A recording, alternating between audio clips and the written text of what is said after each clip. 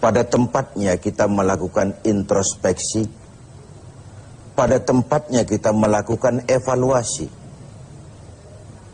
Kalau bulan Ramadan ibarat bulan kawah candra di muka, di mana kita dilatih, digembleng, digojlok jiwa kita ini, maka seorang petinju masuk latihan, keluar latihan, tentu saja tinjunya makin hebat.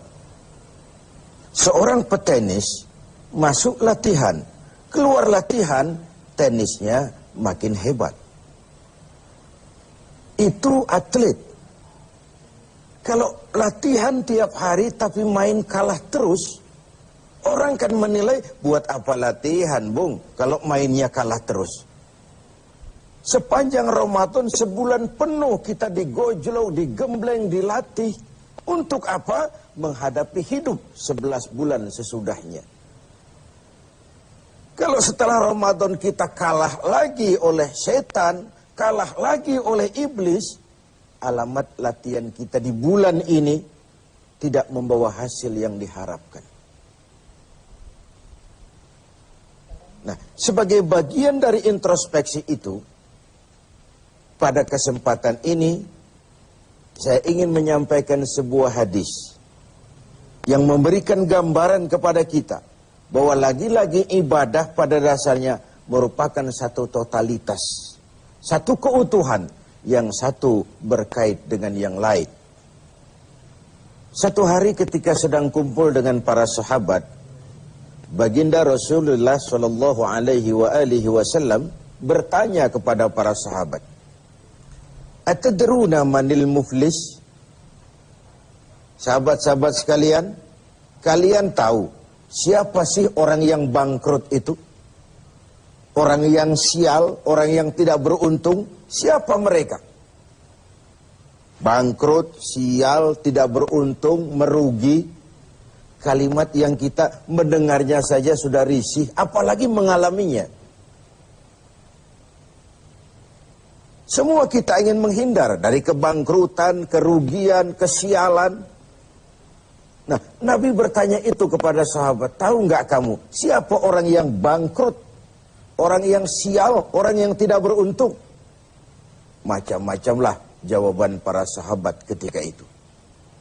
Ada yang menjawab, ya Rasul, al-muflisu fina man la dirham lahu wala mata'.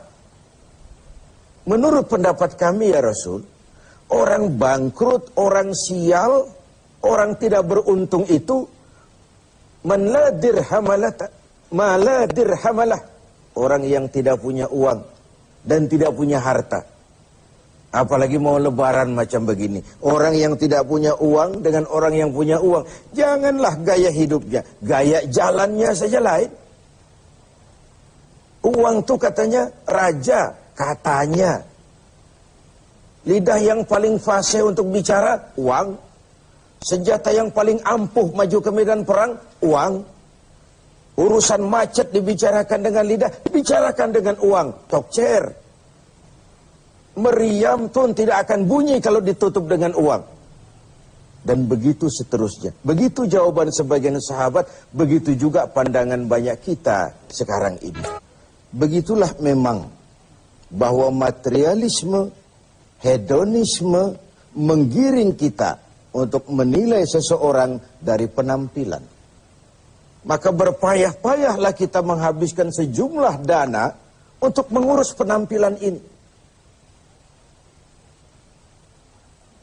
Pengusaha tidak bonafid kalau menandatangani kontrak tidak pakai jam tangan Rolex, pulpennya Montblanc, sepatunya wah, mobilnya wah, bajunya wah, dasinya wah.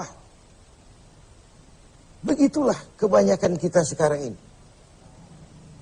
Berpacu menata penampilan. Orang yang bangkrut, yang tidak punya itu semua. Tidak punya uang, tidak punya harta. Hidup cuma sekedar mengumpulkan keinginan-keinginan dan seterusnya. Mendengar jawaban ini, Rasul senyum. Nggak. Bukan itu orang bangkrut. Bukan yang tidak punya uang, bukan yang tidak punya harta. Innal muflisa min ummati, orang yang bangkrut, yang sial, yang rugi dari golongan umatku sendiri. Renungkan ini, umatku. Tidak usah cerita Yahudi, Nasrani. Umatku yang akan bangkrut. Siapa mereka? Mayati yaumal qiyamah bisolatin wa siyamin wa zakatin. Yaitu orang-orang yang besok di hari kiamat, dia datang menghadap Allah dengan membawa pahala solat. Tuhan, inilah pahala solat saya. Karena memang di dunia dia tukang solat. Ini solat yang wajib, ini solat yang sunnah, rawatibnya, nawafilnya. Wasiyamin, dia juga datang menghadap Allah dengan membawa pahala puasa. Puasa wajib Ramadan, puasa sunnah Senin Kemis, puasa 10 hari Syawal, puasa Rajab, dan begitu seterusnya. Wa zakatin, dia juga datang membawa pahala zakat, karena di dunia dia juga bayar zakat, suka sodakoh, dan seterusnya. Di satu sisi, dia datang menghadap Allah, membawa pahala seluruh ibadahnya. Ya sholat, ya puasa, ya zakat. Cuma sayang, kata Nabi, di lain pihak dia datang juga membawa kesalahan. Kesalahan apa? Wa ya'ti qad syatama hadza. Dia juga datang bawa kesalahan karena waktu hidup dia pernah mencaci maki orang lain. Syatama hadza, pernah mencaci maki orang lain. Wa qadzafa hadza, pernah memfitnah orang lain. Wa akala mala hadza, pernah memakan harta orang dengan cara yang batil. Wa syafaka dama hadza, pernah mengalirkan darah orang lain tanpa alasan yang benar. Kalau ini yang terjadi, bagaimana nasib? Di satu sisi datang membawa pahala ibadah kepada Allah.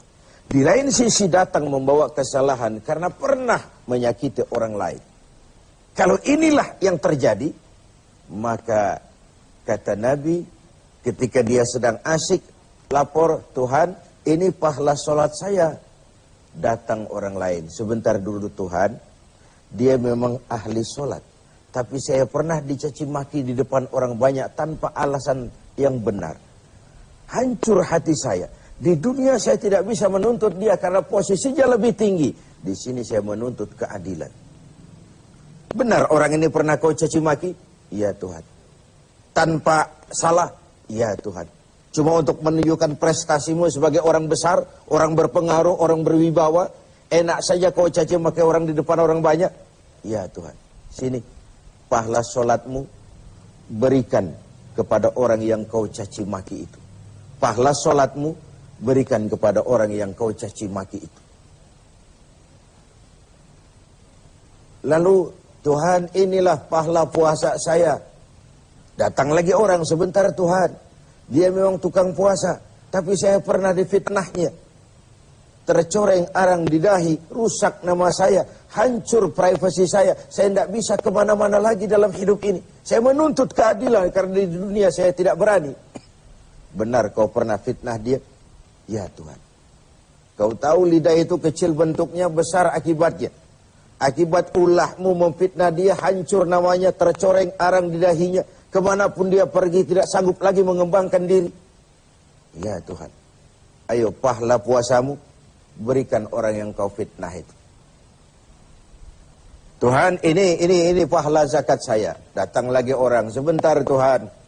Dia memang bayar zakat, tapi dia pernah memakan harta saya dengan cara yang zalim, menggelapi uang negara, menggelapi uang anak yatim, menggelapi uang wakaf dan lain sebagainya. Di dunia tidak ada yang bisa menuntut, karena dengan uangnya dia bisa menyumpal hakim, dia bisa beli keadilan, dia bisa beli hukum. Karena kata orang, di dunia banyak pengadilan, tapi sulit mencari keadilan. Pengadilan banyak, keadilan yang sulit. Saya menuntut keadilan. Benar, orang ini pernah kau makan hartanya dengan cara yang zalim? Iya Tuhan, sini, pahala zakatmu berikan kepada orang yang kau makan hartanya dengan cara yang zalim. Inilah nasib. Fa in faniyat hasanatuhu qabla an yuqda ma alaihi. Kalau habis sudah pahala ibadahnya diberikan kepada orang, sedangkan yang menuntut masih banyak, orang dia zalimi masih banyak, orang yang dia makan hartanya dengan zalim masih banyak, orang yang dia fitnah masih banyak. Apa yang terjadi? Ukhiza min khatayahum.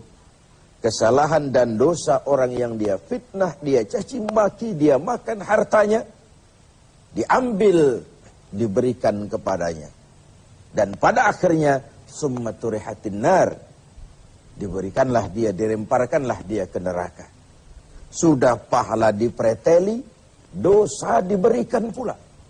Ini kan bangkrut, ini kan sial namanya, ini kan tidak beruntung namanya. Ibarat orang dagang, sudah modal habis, tagihan utang masih datang terus. Wajar kalau akhirnya kita terkena perkara. Oleh karenanya, kita melakukan introspeksi, evaluasi. Sudah baik hubungan kita kepada Allah di Ramadan ini? Alhamdulillah. Mari kita melirik bagaimana hubungan kita dengan sesama manusia. Semoga evaluasi ini memberikan sebuah arah yang memperbaiki hablum minallah dan hablum minan nas kita. Hubungan vertikal dan hubungan